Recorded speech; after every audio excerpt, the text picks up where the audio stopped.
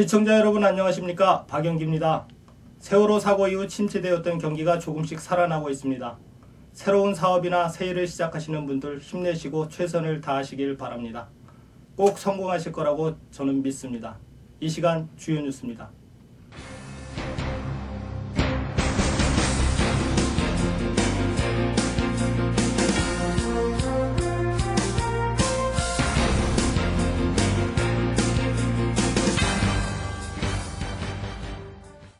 첫 뉴스입니다. 밀양시가 11일 오전 6시부터 경찰 지원석의 송전탑 반대 주민들의 농성장에 대한 행정 대집행에 나섰습니다. 밀양시 집행관은 장동마을 입구 농성장에서 주민과 대책위원회 측에 행정 대집행 영장을 제시하고 철거를 시작했습니다. 제시한 영장에는 대책위 소유의 불법 시설물을 6월 2일까지 철거하도록 계고서를 송달했으나 지정된 기한까지 이행하지 않아 대집행을 통보한다고 밝혔고, 이후 곧바로 철거 작업이 시작되자 농성장에 있던 주민 7명은 분뇨를 뿌리며 극렬히 저항했습니다. 농성장에는 통합진보당 김미희 국회의원과 수녀 주민 등 50여 명이 저지에 나섰지만 역부족이었고, 수녀 20여 명이 스크럼을 짜고 반발하면서 잠시 대치 상황을 빚기도 했으나 곧바로 경찰이 주민들을 모두 끌어냈으며, 이 과정에서 B씨가 공무집행 방해 혐의로 체포되고 수녀와 주민, 경찰 등이 부상을 당해 병원으로 옮겨지기도 했습니다. 검찰과 경찰이 금수원을 압수수색한 끝에 유병헌 전 세무그룹 회장의 도피를 도운 혐의로 임모, 김모, 박모, 최모씨 등 구원파 신도 여러 명을 체포했다고 밝혔습니다. 경찰은 11일 오전 8시쯤 40여 개 기동중대 4천여 명을 안성 금수원에 투입해 1시간 만인 9시쯤 이들을 체포했습니다. 임씨 등은 유 회장의 도주 차량을 제공한 혐의를 받고 있는 것으로 알려졌습니다. 하지만 경찰은 신엄마, 김엄마로 불리며 유 회장 도피를 총지휘한 2명의 신병을 확보하는 데는 실패했습니다. 수색 과정에서 신도 이모씨가 공무집행 방해 혐의로 현장에서 체포되었지만 대다수 신도들은 별다른 저항 없이 영장 집행을 지켜봤습니다. 보건복지부가 담배에 붙는 세금을 올리는 방안을 적극 추진할 전망입니다. 보건복지부 관계자는 11일 금연의 날 행사 브리핑 자리에서 세계보건기구의 담배세 인상 권고를 받아들여 담배세 인상을 강하게 추진할 계획이라고 밝혔습니다. 또 관계자는 아직 논의가 필요하나 상당폭 올려야 효과가 있을 것이라며, 일단 한번 올려놓고 이후에는 물가에 연동하는 방법이 가장 바람직하다고 언급했습니다. 담배값은 지난 2004년 2,500원으로 인상된 후 10년 동안 묶여있고, 정부 내에서도 담배값 인상에 대한 조율이 어느 정도 마무리된 것으로 알려지고 있습니다. 현재 우리나라 담배값 2,500원은 물가를 고려해도 OECD 회원국들 가운데 가장 낮고, 또 담배 가격 가운데 담배세가 차지하는 비중도 62%로 WHO 권고수치 70%를 밑돌고 있습니다. 4대 보험료의 카드 납부가 9월부터 모든 이용자에게 허용됩니다. 국무조정실은 박근혜 대통령 주재로 열린 청와대 국무회의에서 이런 내용의 규제개혁 추진 상황 및 계획을 보고했습니다. 4대 보험료 카드 납부 허용은 지난 3월 박 대통령이 주재한 1차 규제개혁 장관회의와 정부가 운영하는 규제신문고를 통해 접수된 민원으로 정부는 이를 즉시 수용했다고 밝혔습니다.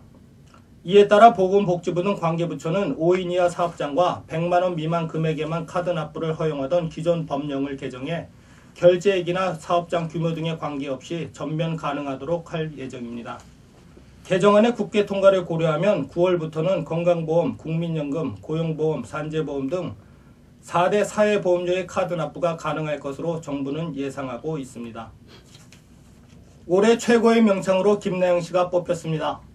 전주 경기전에서 열린 제40회 전주 대사슴놀이 전국대회 본선에서 김씨는 생애 2번째 출전해 판소리 명창부 장원을 차지했습니다.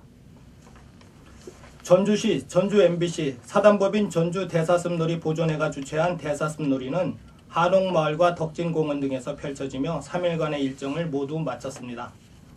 올해는 판소리 명창부 13명, 미녀부 8명 등 총 670명이 참가해 실력을 겨뤘습니다. 심사위원장을 맡은 성창순 명장은 소리가 젊어지다 보니 깊이가 얕다며 참가자들이 기본기를 충실히 기르지 않고 출전해 안타깝다고 평했습니다.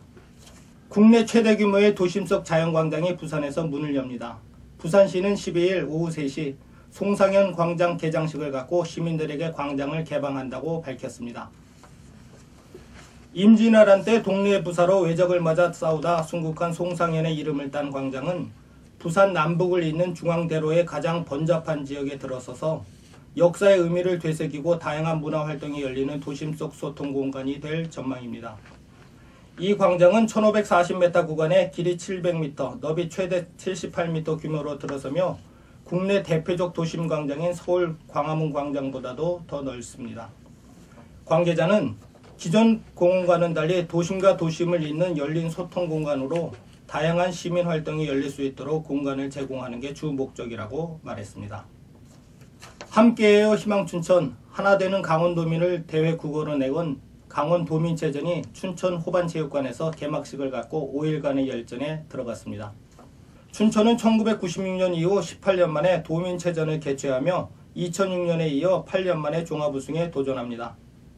강원도민의 화합을 도모하기 위한 이번 도민체전은 세월호 침몰사고의 여파로 개막식은 간소하게 치러졌고 개회식, 식전 식후 공개 행사와 성화행사, 환영만찬 등은 전면 취소됐습니다. 이번 도민체전은 오는 10월 제주에서 열리는 제95회 전국체전에 앞서 강원체육의 경기력을 가늠해 볼 수 있는 기회가 될 전망입니다. 가해산 국립공원 사무소는 환경부 지정 멸종위기 야생 2급 식물인 복주머니 난의 자생을 최초 확인했다고 밝혔습니다. 복주머니 난은 개체수가 현저히 감소되고 멸종위기에 처할 우려가 있어 2012년 멸종위기 야생식물 2급으로 신규 지정되었습니다.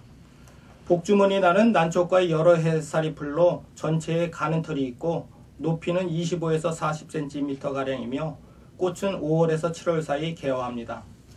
꽃의 모양이 옛날 허리띠에 차고 다니는 복주머니 모양과 비슷하다 하여 이름 붙여졌으며 복주머니 난을 불법 채취 훼손하였을 때는 3년 이하의 징역 또는 2천만 원 이하의 벌금이 부과됩니다.